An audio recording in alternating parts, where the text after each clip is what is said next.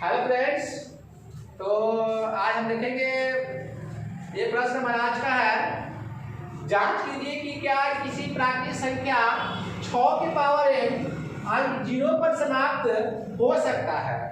तो इसका जांच करना है और हम जांच करके देखेंगे कि 0 पर समाप्त होगा या नहीं।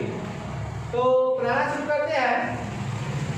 यहाँ पर n का मान बोले हैं, सबसे पहला काम है कि m का मान हम मान लेंगे। तो माना कि n बराबर 1 2 3 4 5 डॉट डॉट। इसके आगे आपको जहां तक मानो वहां तक मान सकते हैं, लेकिन हमें लगता है कि इतना से काम चल जाना चाहिए। तो देखेंगे हम लोग n का जो मान हम लोग 1 2 3 4 माने हैं और एक एक करके हम लोग यहाँ इनपुट करेंगे। जहाँ n का यहाँ जो दिया हमारा क्वेश्चन 6 के पावर n, 6 का पावर n दिया है, तो एक एक करके हम लोग n का मान इनपुट करेंगे और चेक करेंगे कि क्या अंत में 0 आ रहा है या नहीं। एक और बात का ध्यान देंगे कि यहाँ पर लिखा हुआ है जो 0 पर समाप्त हो सकता है, अर्थात 0 हमको अंत में चाहिए। अगर बीच में 0 आ जाता है तो उससे हमें कोई फर्क नहीं पड़ने वाली है। आपको देखना है, ध्यान देना है कि 0 जो है अंत में होना चाहिए। तो चलिए चेक करते हैं 0 अंत में आएगा या नहीं आएगा।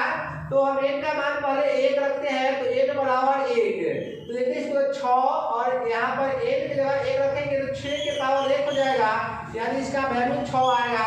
तो देखिए तो यहाँ पर 0 नहीं आया। फिर इसी तरह देखेंगे n का मान हम 2 रखेंगे, तो ये लगा 6 के पावर 2, अर्थात 6 को 2 गुना करना पड़ेगा तो 36 आ जाएगा। इसी प्रकार n का मान हम 3 रखेंगे, तो देखेंगे तो 6 के पावर 3 आ जाएगा। 3 बार गुना करेंगे 6 गुना 6 गुना 6 तो 216 आएगा। देखिए हम n का मान 1 2 3 एक एक करके 3 तक रखे, 1 2 3, तो पहले हमें 6 आया, फिर हमें 36 आया, उसके बाद 216 आया, लेकिन हमें कहीं भी अंत में 0 नहीं आया।